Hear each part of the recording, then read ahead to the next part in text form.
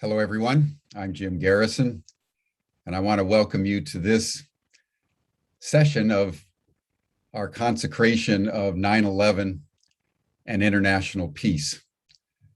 This is day 8, and beginning last Saturday, a week ago, we began our commemoration of 9/11, that extraordinary event that changed our world. And we're heading toward next Tuesday, the 21st, where we will consecrate world peace. And today we want to contemplate the issue of human rights. And I'd like to open our discussion in the following way. Just yesterday, there was an article in Vox magazine that summarized the catastrophic effect of 9/11. Altogether, there were $6 trillion spent by the US government on the 2 wars that emanated out of 9/11. An additional $2 trillion has been spent on the health of the returning vets for a total of $8 trillion. Over 900,000 people were killed. A fraction of those were American soldiers, but over 95% of everyone killed in those wars were either Afghanis or Iraq. The wars left those 2 countries completely decimated. Over 38 million people were displaced. And when you think of the populations of Afghanistan and Iraq, very small, you get a measure of what 38 million people being displaced. It was between 1/3 and 50% of the entire populations. Now, that's the devastation of those wars. But there was a collateral damage with the Patriot Act in the United States that was replicated in most countries around the world, as governments saw an opportunity to systematically abridge human rights. The Patriot Act in the United States passed within weeks of 9/11, almost as if they were prepared, which is an issue that I will get into tomorrow and Monday. The Patriot Act gave the government the right to wiretap or eavesdrop on any citizen in any of the media, phones, emails, social media. It gave the government the right to arrest without a warrant any citizen or foreign national. It gave the government the right to hold people without charges, a violation of habeas corpus, which has been in Western civilization for the last 1,000 years, since the Magna Carta back in 1205 in England. And it gave the government the right of search and seizure, to come into homes without a warrant and search and seize. I want to push this envelope of human rights to the contemporary day by saying that even as the governments around the world took advantage of 9/11 to systematically abridge our human rights, they're doing it today with COVID.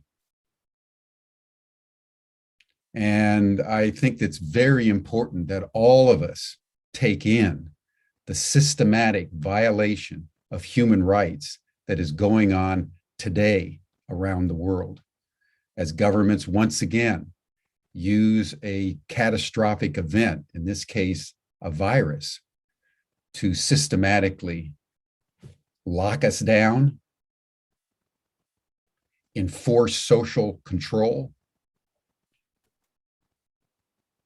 and now through vaccinations, developing mandates and an apartheid system that is giving our governments control over our personal lives and now our bodies in absolutely unprecedented ways. Never in history have governments interceded on our own bodies in terms of our health. And I want to underscore this because, as has been noted by no one less than Harari, the author of Sapiens and Homo Deus and 21 Lessons for the 21st Century, one of the great contemporary commentators of our time, who said that at the heart of the pandemic, deeper than health, is human rights. And the way our governments, like they did in 9/11, are systematically constructing the next stage of the national security state. I mentioned several days ago that 2020 set another world record in the number of activists that were murdered by the state and by major corporations around the world. And that's since 2015, according to Global Witness, on the average of 2 a week, activists have been killed by governments. So as we start this session today on human rights, let us all appreciate that human rights around the world at every level are under siege, are under attack. And we need to be aware that this is being orchestrated internationally by governments and international institutions. And it is incumbent on us as citizens, as activists, to understand this with ruthless realism, so that as we honor human rights activists today, we honor them not in a marginal or frivolous way. We honor them because they are seeking to protect the very foundation of democracy. Without freedom of speech, without freedom of the press, without freedom over our bodies, democracy is null and void, even if you have the right to vote. So human rights is the sacred cornerstone of virtually everything that we hold as precious in our societies. So as we begin our program today, in the midst of these issues that we need to contemplate, let us pause just for a moment. Let us enter the sacredness of our own bodies that are under siege. And let us take a breath, or breath-breathing human beings, said Rumi. The essential distillation of our humanity is that we are breath-breathing human beings. And let us align ourselves with our hearts. And just for the next 60, 90 seconds, let us center ourselves on our heartbeat in a spirit of gratitude and deep thanksgiving that we're alive at this moment. And we have the capacity to love all sentient beings.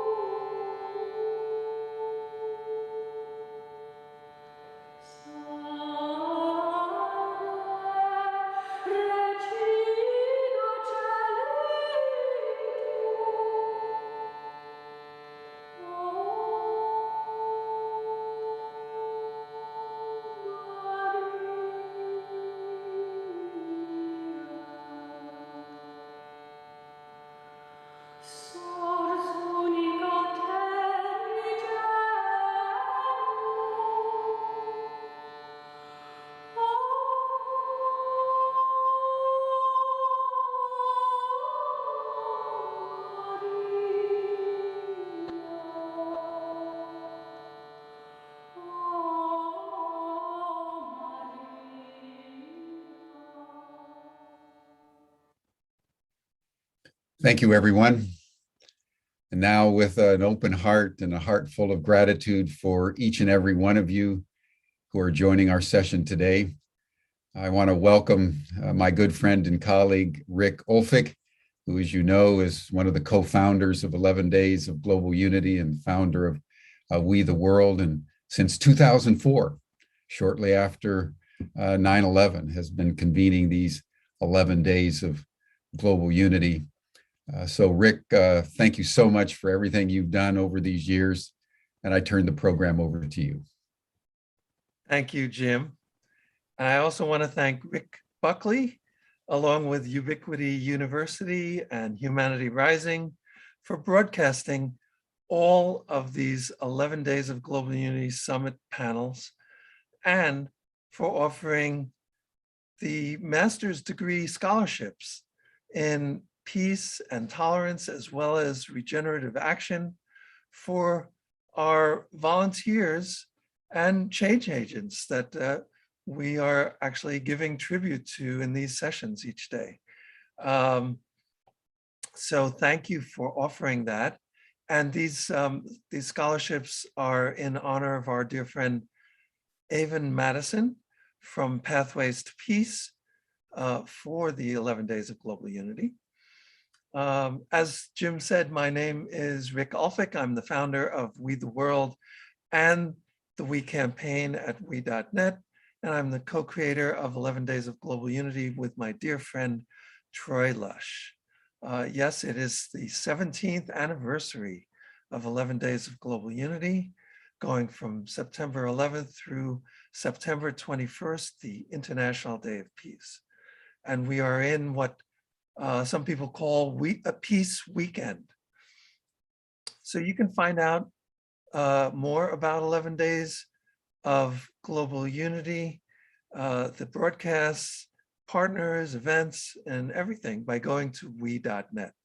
And we invite you to collaborate with us as a volunteer or an organization partner as well by going to we.net. So let's start with today's scholarship award. Jim, do you want to give an overview of these scholarships? And then we'll talk about the person who's receiving it today. Yes, thank you, Rick. We wanted to help commemorate the 11 Days of Global Unity by offering scholarships to people that have been working so tirelessly and so heartfully to support 11 Days by giving them the opportunity to study with peers around the world in the area of regenerative action. We have a master's in regenerative action that has been unique in the sense that it's not offered just by Ubiquity University, but it's being offered by 40 or 50 organizations simultaneously around the world. If you think of a Wikipedia of regenerative action, where organizations are all coming together to contribute content, that is at the heart of our Masters in Regenerative Action.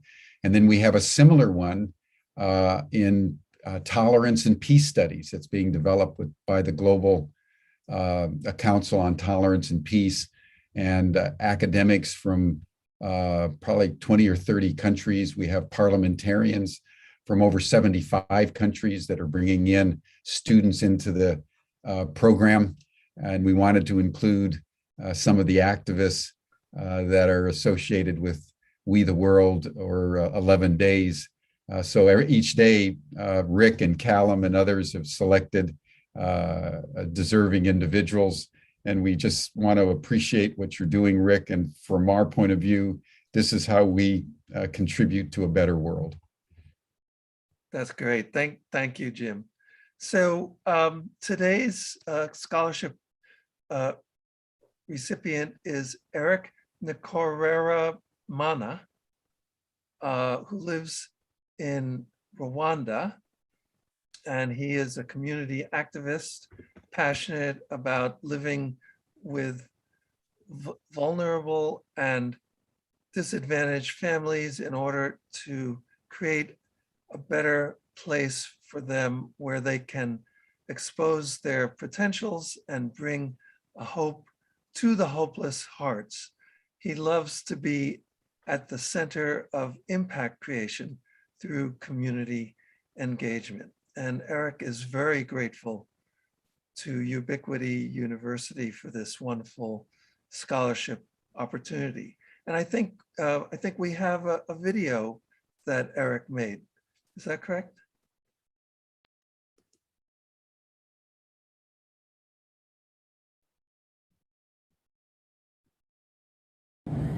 Hello, my name is Eric Greyman. I have a bachelor's degree in social sciences, specifically in history and heritage studies. Currently, I'm doing with my community, sensitizing them about how we can build peace and reconciliation about our social conflict, and in order to make peaceful society and a world that is safer from violence. After getting this opportunity of getting a master's degree in peace and tolerance from Ubiquity University in America, I will use that skills in reconstructing the people according to the history of our country, where the people were divided, and this led to the genocide. But as a result of that courses, I will try to bring them together and tell them how they can thrive in peace, free without tolerance, with a full of tolerance and without the conflict, in order to make the world safer and a better place for everyone. Thank you very much. That's great. Yeah, thank you, Eric. The Correra Mana. And you know, I wanted to mention something about Rwanda, since Eric is in Rwanda. You know, one of our board members is someone that viewers may know about. Her name is Immaculée Ilibagiza. And Immaculée was one of the survivors of the Rwandan genocide. Immaculée was coming back from college when with her family, and her family was in the Tutsi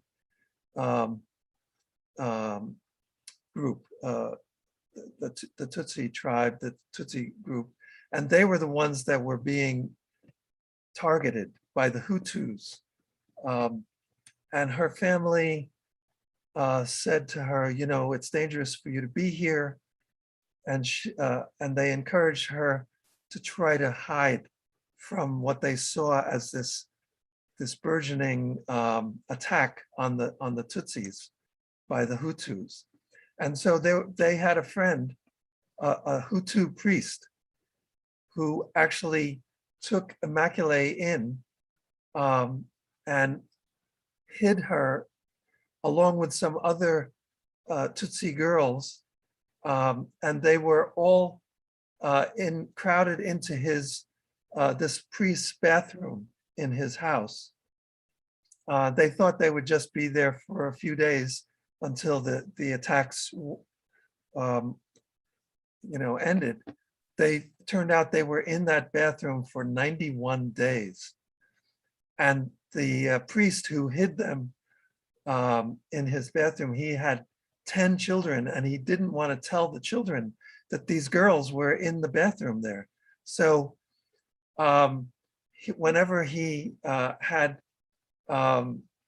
dinner for his children, whatever they left on their plates, that's what he would bring up to these girls in this bathroom to protect them. And so they were, it was this incredible story. And she wrote this book called Left to Tell. And even 60 Minutes did a story on her. And 60 Minutes later, like 10 years later, they brought her back and got the other girls back together and went to that house where they were hidden and protected for 91 days. And of course, Immaculate's family was entirely killed by the Hutus. So one of the people who killed members of her family was in jail.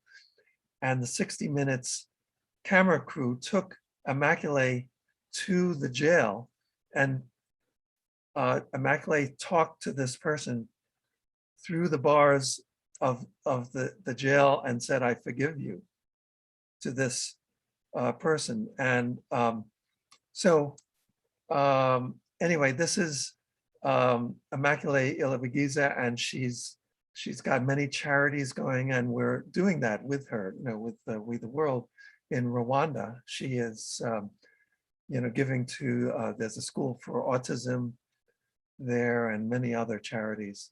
So I just wanted to mention that because today we're talking about human rights, and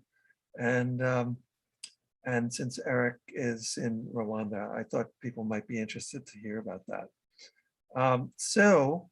Rick, before we go on, I just want to acknowledge the extraordinary diversity of the people that you're bringing in for scholarships. I mean, in terms of countries, Colombia and Botswana and Pakistan and Rwanda, you have an extraordinary reach, and it's really going to bring into the program a global cohort of diversity. So I just want to acknowledge that and thank you for it. Well done, my friend. Well, thank you. That's what We the World is all about, right? It's our challenge to meet that title that we have for our organization, but let's do it, right? Because the idea is, if for us to meet these huge challenges that we have, like climate change and the mass extinction of species and poverty and militarism and all of these things, it's going to take people coming together from around the world to do it. So that's what we're all doing it for, right, Jim? Absolutely. Thanks so much. Sure. So today, on our Day for Human Rights, we're excited to bring you our tribute to changemakers working on We the World's campaign, on all of our campaigns. And today we're going to focus on our human rights campaign. So I'd like to bring in Callum Cintron. Callum Cintron is the coordinator for We the World's campaign for human rights, with a focus on the LGBTQ+ community. And Callum is the human resources director for We the World as well. Callum leads the social media team for We the World. And Callum is also behind the scenes on all of these broadcasts, making sure things are going well technically, interacting with viewers, exchanging comments, and so many other things. And Callum does this all while Callum is going to school, if you can imagine that. So I and we are deeply grateful to you, Callum, and I'm so glad we're doing this tribute to you today. Welcome to the broadcast, Callum Cintron. Thanks, Rick. So to start, I wanted to bring up what Jim said in the beginning. As a lot of people agree that there is a bit of a systematic social control and mandating over bodies with vaccines. But I wanted to point out that although there hasn't been complete societal expectations towards public health, as there is with the coronavirus affecting a majority of the populations, especially in the United States, there is definitely and historically has been social control over minority populations and historically underrepresented populations. So while white society and especially cisgender male society hasn't really been affected by it, public health and the health system has always systematically oppressed people, especially, like I said, underrepresented populations. Black women were forcibly sterilized so that they couldn't have children. Indigenous people still to this day face horrible health systems. Disabled people have been forcibly sterilized. LGBTQ plus people are denied health care.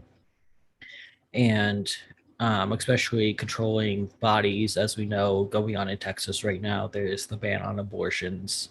And this is something that happens a lot.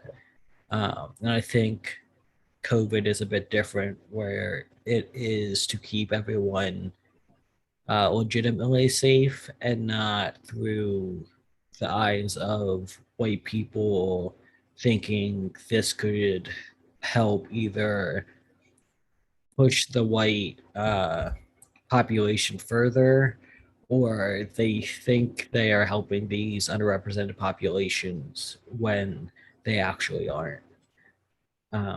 So it definitely has been happening all through history, not on the scale that it's happening right now. And then, of course, with COVID right now, a lot of the underrepresented populations are not being helped adequately to keep them safe. Vaccine rates aren't as high in those populations, not only due to lack of access to getting, either they can't get a car ride, take the subway, train, bus, whatever, to a vaccine site, but also that there is a lot of intergenerational trauma around healthcare systems for those communities. A lot of lack of trust in those communities, because when they do go to healthcare systems, they're not believed for just because of either their race, who they are, who they identify as. Like I said before, they can even be denied healthcare. Transgender people are denied healthcare just for being transgender, or receive worse healthcare. So there's a lot of lack of access to keep those communities safe, and they're also not getting PPE, protective equipment. Indigenous communities aren't receiving the help that they need, and they're already very overrun and understaffed because of funds. Healthcare systems, they can't really access the true help that they need for their keep the population safe from COVID, and the government's not really helping them out there. So COVID has been a really big human rights issue, just perpetuating historical trauma and lack of access in the healthcare systems. And the United States is definitely not doing the best job at COVID altogether, but it's not helping that those communities who are already being affected in numerous other ways aren't getting the help that they need.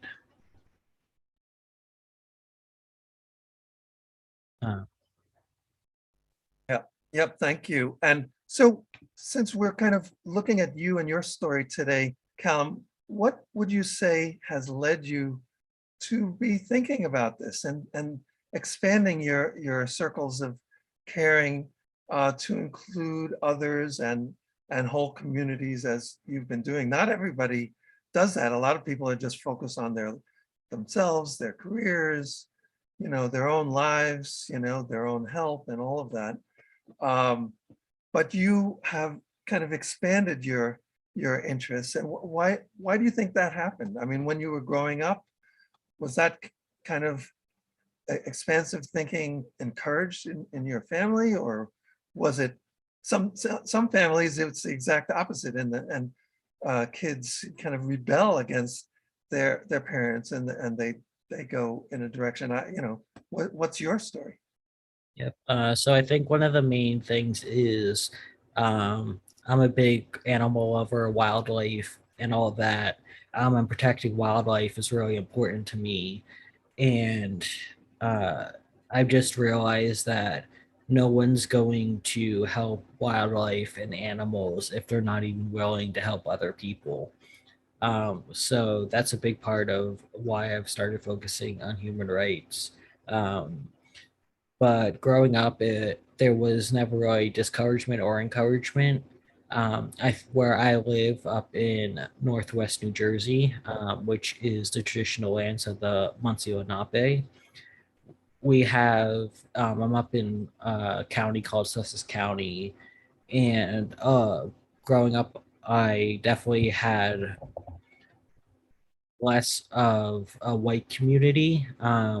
There was always a lot of my friends were people of color, and that was just kind of how reality was to me. I never realized that there was a societal difference between people that society has created. So for me, there wasn't really a difference, and I didn't grow up in a predominantly white area like a lot of people I know. So I think being able to be around other cultures and people was just a different upbringing for me than people who just grow up in a white area with white norms. And then in college is when I'm an anthropology major, and I started realizing there were all of these historical and current oppression against different communities that we were never taught growing up. I'm only 23, but I was never taught Indigenous history, Black history, of course, not LGBTQ plus history. I wasn't talked. We weren't told about disabilities of any kind. Um, and where I live, the best way I can describe the culture here is if you whisper it, it's not racist. People think that if they talk in a hushed tone, um, and it's only white people around, then what they're saying isn't racist. And I just never understood that and why those ideas existed. And as someone who really likes to understand the why, I started doing my own education to figure out why what people were doing is wrong. Um, and then through my studies of anthropology, at first I was a forensic anthropology student where I was focusing on human decomposition and post-death things. And even then, race was brought into it. One of the ways people's bodies are identified when it is just a skeleton, one of the methods is identifying race, which it sounds like it's hard, and it is. There is no clear cut way to identify someone's race through their skeleton. And just the racist history of anthropology was baffling to me, that this field that could have done so much good with the methods and tools it had just destroyed cultures and communities even more. And then I was on medical leave for a bit, and I started doing my own work on racism and reading and stuff like that. And then I had only thought I was only going to be sick for a little bit. The doctors kept telling me that, oh, we'll figure it out in 3 months. You'll be back to school. But now it's 3.5 years later, and I'm still chronically ill. And it just made me start looking in for my personal experiences about what is happening in these communities. And of course, like all other white people, last year when George Floyd was murdered, I started upping my work in anti-racism and diversity, equity, inclusion work.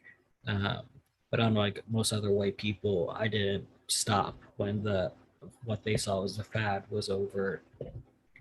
And it's just been important to me that these communities that did nothing to deserve any of this are so oppressed in a society, especially when combined, these three communities make up almost 70% of the US population, and yet they're seen as minorities and less than.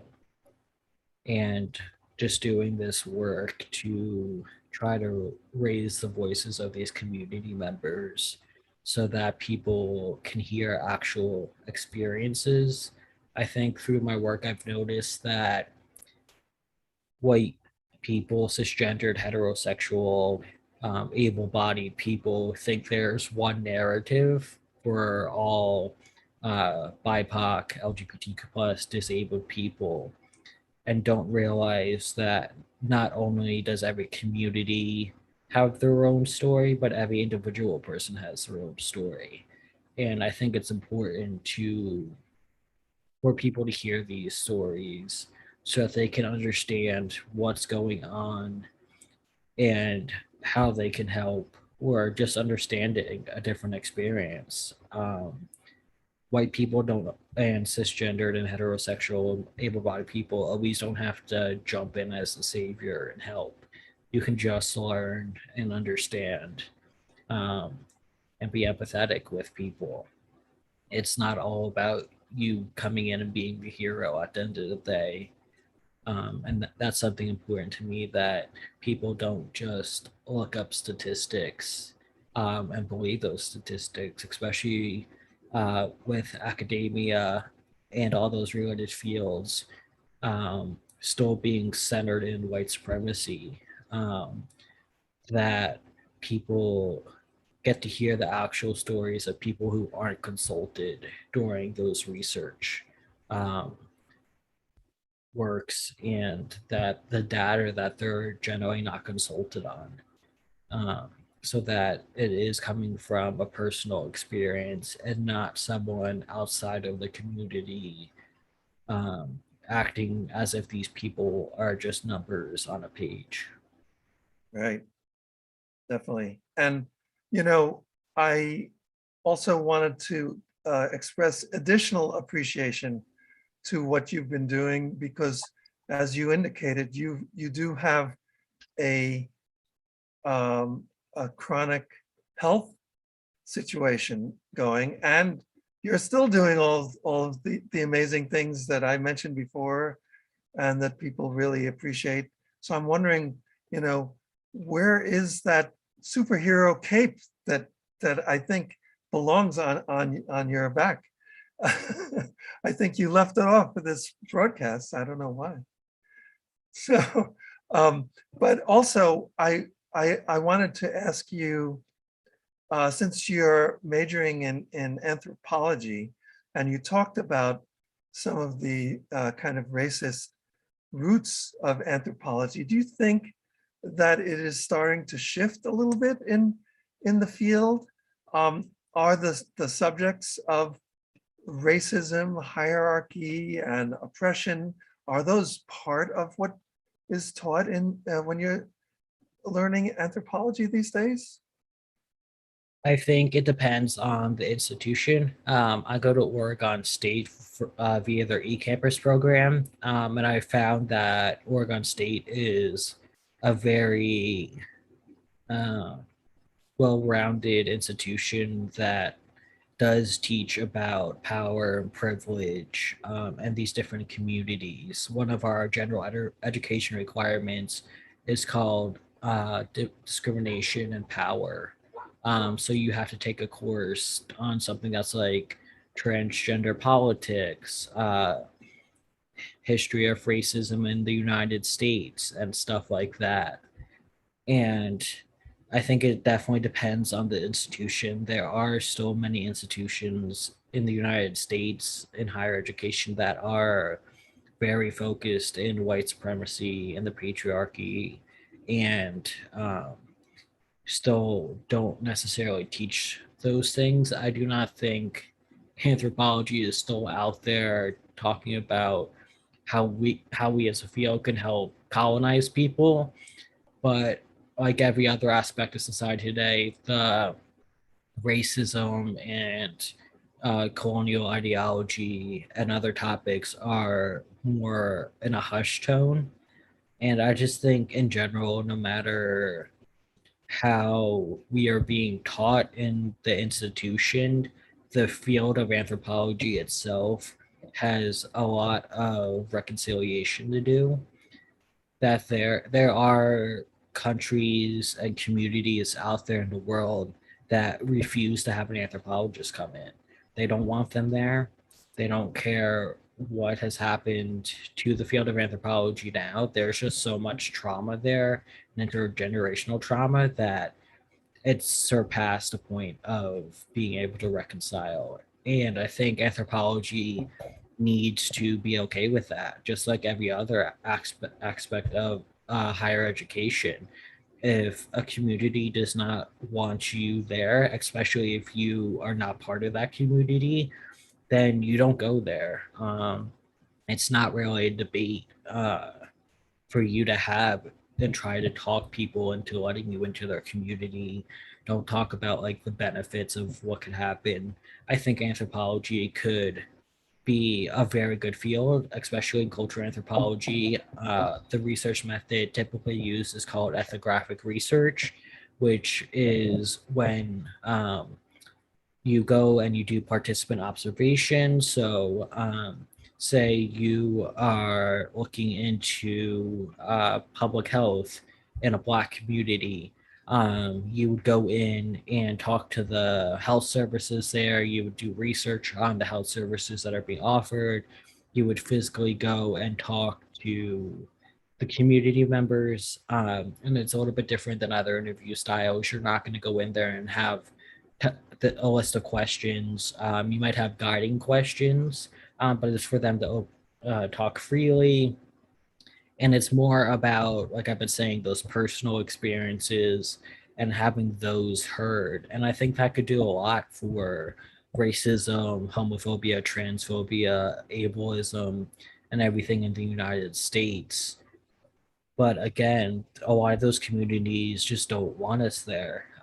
When I make my research proposals, I did a research project for my research course this past winter on the first year of transmasculine transitions.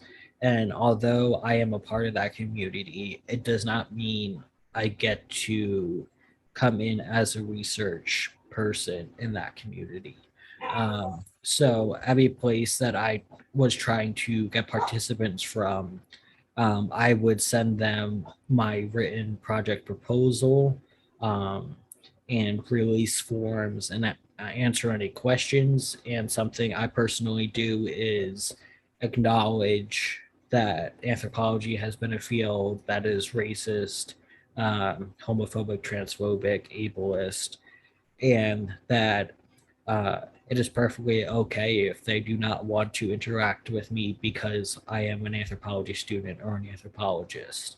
And thank them for their time if they don't want to interact with me, and ask if I can offer them any other services, which I am able to do with my connections through working with We the World and other organizations. I just let them know that I have those, that I can connect them to people. And like I said, I thank them for their time and kind of move on. So even if an academic field, especially anthropology, sociology, political science, biology, is moving in the right direction, if they aren't reconciling for the past and trying to just move on to a better future, as if the past doesn't affect the field today, then it's kind of wasted efforts, because we can't just pretend that what our academic fields didn't happen. All right. Well, that sounds great that you connect with them in that way, which is hopefully non-threatening to them. And so they realize that at least you are coming from a place of empathy and support for what has been historical trauma really in their communities. So, and I'm wondering, you mentioned that idea about trying to determine the race of a person from their bones. And that's, so there's a lot of stuff in there. This idea that the concept of race is a construct of people making an interpretation about things as opposed to a scientific, analysis. It's, so maybe as an anthropology major, maybe you can answer that question. Some people, I've heard it said that scientifically speaking, there is no such thing as race. And yet, sometimes you hear things like lupus is more in certain, communities, maybe African-American communities and that kind of thing. And so I'm wondering what the reality is there. And if it is true that there is scientifically no such thing as race, is that something that is explicitly said now in the field of anthropology? Yep. So there's always going to be someone who figures out how to take some little piece of data to prove that race is biologically real. So a majority of things in our life are socially constructed. Our language is socially constructed. There is no actual reason we call a tree. So of course there is you can go through the Latin roots and stuff, but there's no, why those Latin roots there? Everything is pretty much arbitrary. And race, while it's important to acknowledge that although race is a social construct, it has legitimate consequences. So a lot of people hear social construct and think that it's just something made up like a unicorn. But societal constructs in human society have legitimate consequences. And while there is no biological way to say races exist,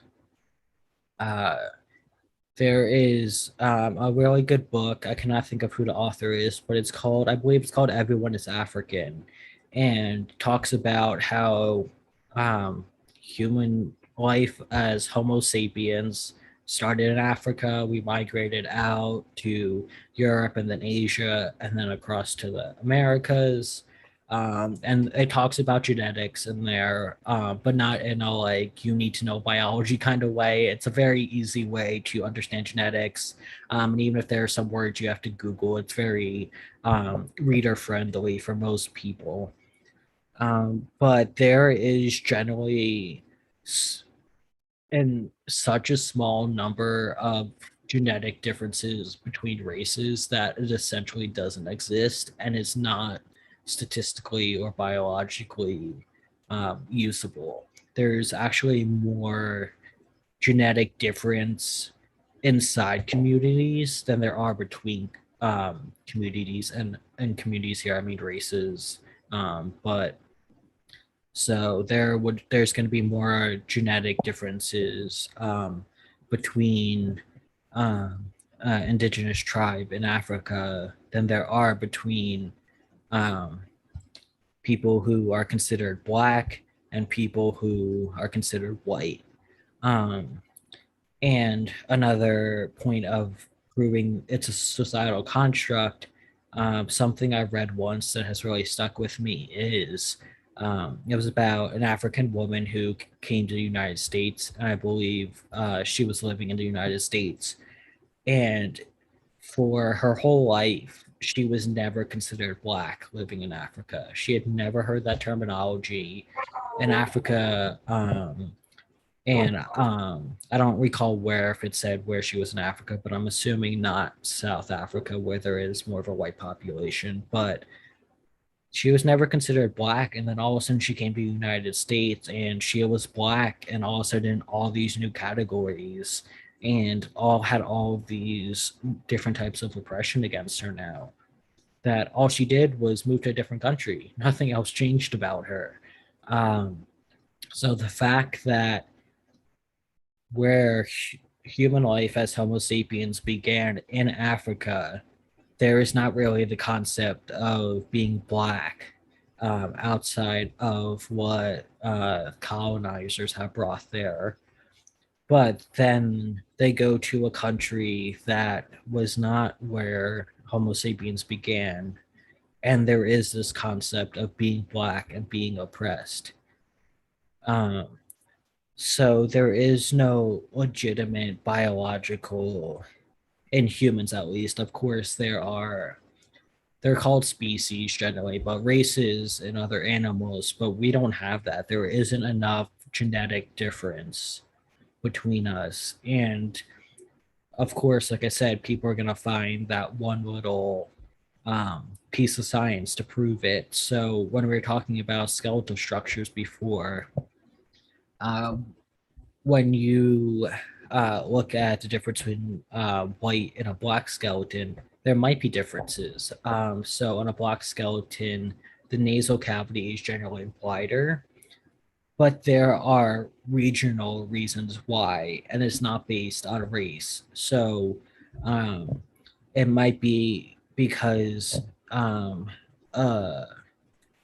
the person who is black or Middle Eastern is in an arid area, so they need a wider nasal cavity to bring in more air and deal with the moisture and humidity.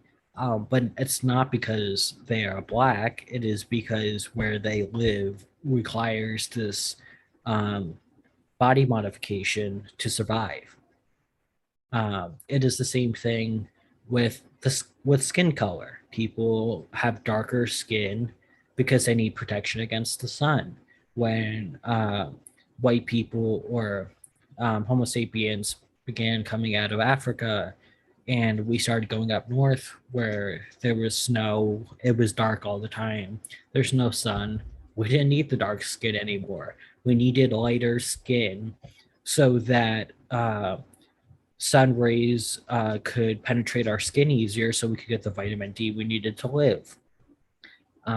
So there are it's more about geography when it comes to those differences than it has anything to do with the color of people's skin being a race concept. Mm-hmm. And a lot of, again, the notions of race are very colonized America. So back when Bacon's Rebellion happened, a lot of the white upper class was trying to figure out, how do we not make this happen again? So how do we not get the enslaved Africans and the white indentured servants to pair up? We give the white indentured servants the idea that they have more access to things and are better than enslaved Africans, so that they will be more willing to not give those things up. Of course, nobody wants to go back to the horrible life of being an enslaved person. So they pitted enslaved or indentured white people against enslaved Africans. And the book Fatal Invention, again, I cannot think of the name of the author, but the author wrote that racism created the concept of race and not the other way around. So we needed, and when I say we, I mean the white settlers of America needed a way to keep enslaved Africans in line in the way they wanted to, while keeping their power and privilege. So they created this idea of white indentured servants are better than black enslaved Africans. And also better than the indigenous yes. people who were here as well. Yep. Yep. So, and again, because as you go out west, like Rick said, Indigenous people were also fighting against the white settlers who were pushing out, and then the indentured servants were also fighting. So having that hierarchy of who's better created racism, which then started to create the concept of race. And after that is when we start seeing um, indigenous people and black people being named by color of their skin or by the race category that settler America made for them in the laws. Mhm. Yeah, I get it. So it's very interesting to hear that history and the scientific analysis that you're talking about, geography determining certain physical attributes. Now, I also want to mention that I am totally aware of a backlash to this statement, like, oh, there is no such thing as race. I've heard people of color saying that this is a convenient thing for white people to say, oh, of course, there's no such thing as race. But being a black person and walking into a a shopping market or something, and then being followed by the security guards because of the color of their skin, for them, for some of them, they feel like, of course, there are different races. This is how society treats us. So it's just a convenient thing for white people to say, oh, there's no such thing as race. So I just want to bring that in as a, it's also what a part of the dynamics that we're dealing with. What do you think? Yep. And of course, I can't talk for BIPOC people. And if you don't know what BIPOC has meant, it's Black, Indigenous people of color. And the reason for using that instead of just POC is to acknowledge the unique fights and issues and histories of Black and Indigenous people that has differed from people of color. Um, but yeah, so I can't talk for BIPOC people about how they feel about races. But on the white side, of course, white people aren't taught how to be appropriate allies because we're not taught history or anything of these communities. And while there is definitely it's easier for me to be colorblind ideology, there's a lot of people just not understanding that being colorblind or pretending to be colorblind is actually harmful to these communities. And while race isn't really good for anyone, it affects white people too, even though they don't think it does. Um, like I said, although it is a societal construct, it has consequences, and we need to acknowledge that it exists. If we just pretend that race doesn't exist, we are discounting these lived experiences of these communities. So if we say, oh, I don't see color, then you're discounting the person going into the convenience store and being followed. Um, the hundreds of Black men who are being murdered just for existing by cops because someone sees a Black person and thinks something's wrong. And it is important to appropriately acknowledge that the concept of race exists and there are serious consequences for people who are not white, and that pretending that there isn't color and this doesn't exist is causing more harm to these communities. Exactly. So as we kind of wind up, do you want to give a little preview of the 11 Days of Global Unity Summit panel on human rights that you and I will be hosting? It'll be coming up in about an hour from now, 1 p.m. Eastern time today. And of course, people can see it on the recording as well. But what are you, what's going to be happening on that panel? Yep. So we're going to have some guests who are indigenous and work with different indigenous communities to be able to give them a platform to talk about their local issues and fights of their personal indigenous communities. Like I was mentioning earlier, that society really tries to take each community and pretend that their experiences are all the same. So I'm hoping that later on today we can hear how, although Indigenous issues, there are overlapping and issues that Indigenous people face as a whole. There are hundreds of thousands of different Indigenous communities around the world. And in the United States, there are 574 federally recognized tribes, but there are way more than that existing and have existed in the past. And it's important to understand and again hear the personal experiences of Indigenous people in different areas and what's going on for them. So up in Minnesota, the Indigenous people in Canada and North America are fighting the Pipeline 3 pipeline being built by Enbridge. And an offset and consequence of that is missing and murdered Indigenous relatives and that epidemic. But in other areas, people, of course, are fighting other issues. And although they're fighting missing and murdered Indigenous relatives and poor health care, they might have different issues just due to geography and what's going on there. So in the Southwest, they are fighting for different monuments in national parks. They're fighting for Bears Ears, which is a stone structure in one of the national parks, and trying to keep that safe.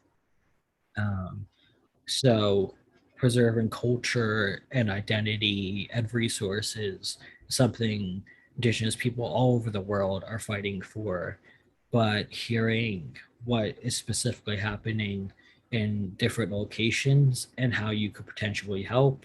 Again, you don't have to always help people. There is no need to be the white savior all the time, but it's still important to be educated that these things are happening and acknowledging them and acknowledging that media is not covering it.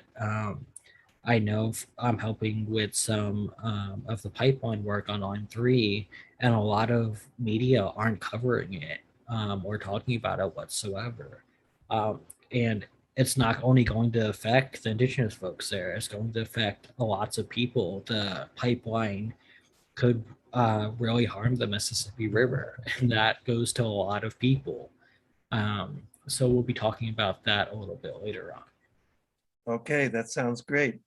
So this has been wonderful getting to know you, Callum Cintron, and all of these tribute sessions are so wonderful. We really get to meet everybody who's working on these campaigns. And then the 1 p.m. Eastern sessions are when we dig into the subjects in a deep way with people who are on the ground working on all of these 11 campaign areas, and human rights later. We'll be doing that later. So once again, I'd like to say thank you, and you can find out about all of the 11 days sessions, all of the events and the partners working with 11 Days of Global Unity and We the World by going to we.net. And Jim, why don't you close us out? So we'll have Jim bookends, front and back. Jim Garrison. Thank you, Rick. And thank you, Callum. I think this has been a particularly thoughtful and illuminating session today because you're so right to point out the whole LGBTQ community is under assault in terms of human rights, indigenous people at the hands of colonialism, now 4 or 5 centuries strong around the world, under assault, particularly pointing out, the pipeline. The Biden administration talks the talk about climate change, but doesn't walk the walk, and is letting critical pipelines go through as if it's business as usual. So I just want to acknowledge you bringing it up. And I think just to round off my opening remarks about 9/11 and now rising authoritarianism again with COVID, I think it's particularly important for us to bear in mind that a strategic part of this rising authoritarianism is now targeting the right of women over their own bodies. As we all know from just last week, the state of Texas has now essentially made abortion illegal and is actually putting a bounty, a $10,000 bounty on not only the women, but anybody who helps women, so that perfect strangers can sue in court for damages. And if they win, they get a $10,000 bounty from the state of Texas for stopping a woman and any of her accomplices from dealing with the freedom over her own body. So whether it's our cell phones and emails and our communications, whether it's our LGBTQ friends and colleagues, whether it's women, whether it's indigenous people, human rights are systematically under assault in the world today. And it may be the single greatest concern that we have, almost, I would say, Rick, of any of the issues that we're dealing with, of the 11 issues, because if you don't have freedom, which will be the subject tomorrow, if you don't have basic freedoms, you can't deal with these other issues. If every time you go out into the streets to protest, it's considered a felony and you go to prison for 5 or 10 years, that stultifies the freedom of expression in the public domain. If you can't vote, particularly if you're a person of color or you're a young people, by design, that stultifies the freedom of expression. And so that's why I wanted to end, as I began, to say that that human rights and freedom of expression and assembly is at the heart of democracy. And it's the cornerstone, because if those fundamental rights are not preserved, you don't have the capacity to deal with the other critical issues like climate change. So we really need to take this in a very fundamental, important way. So Callum, I just want to salute you, man. And I also want to say Callum has been a total champ as we've been preparing all these sessions. He answers his emails, in an instant. He's been efficient and comprehensively intelligent and aware. So Callum, I just want to salute you, my friend, on a Saturday morning, and thank you for everything that you're doing. And you've raised real issues for us to contemplate as we enter into the 8th day of the 11th day. So thank you so much. Thank you, everyone. The after chat group is ready if you want to participate. You'll see the chat in the chat box. And then there's a second session at 1 p.m. Eastern Standard Time for those of you who want Humanity Rising 2 during these 11 days. So thank you, everyone. We'll see you here again tomorrow for the 9th day on freedom with 11 days of global unity. Bye for now. Thank you, Rick. Thank you, Callum.